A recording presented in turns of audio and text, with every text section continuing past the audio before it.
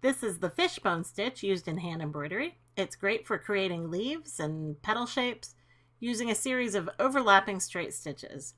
So I'm going to show you how to do that working on a leaf shape. And you can see that I've drawn a spine down the middle of the leaf. I'm going to start with a straight stitch from the tip of the leaf about 1/4 of the way down the center.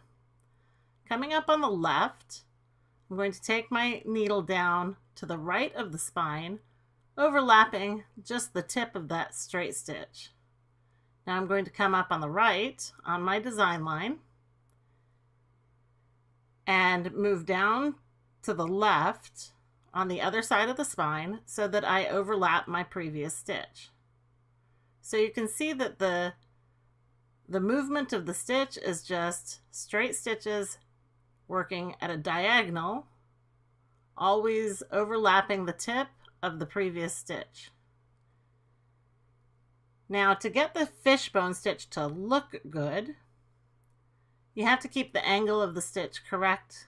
So when you come up on your design line, you're coming up fairly close to your previous stitch, but when you go down, notice that I'm coming down quite a bit below the end of the previous stitch.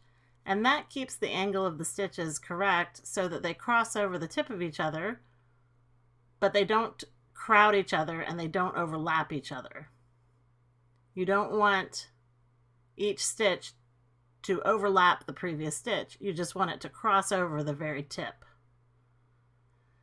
So I'm working here down to the end of the shape, and you can see that I'm running into the design line as I take my stitches down into the fabric. And that's okay because we're going to cover that up. So as you get to the end of the shape, you're just going to fit your stitches in, still overlapping them as much as you can, until the shape is practically full. So here I'm still overlapping at the end.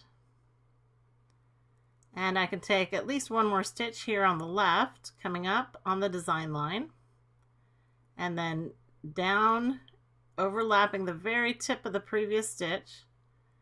And now I still need to fill in the right side. So now it's just a matter of taking a couple straight stitches just to round out the shape. So here's the last stitch, just to round that out, take it to the back. And that is the fishbone stitch. For more tips and techniques on hand embroidery, stop by and visit me at Needle and Thread.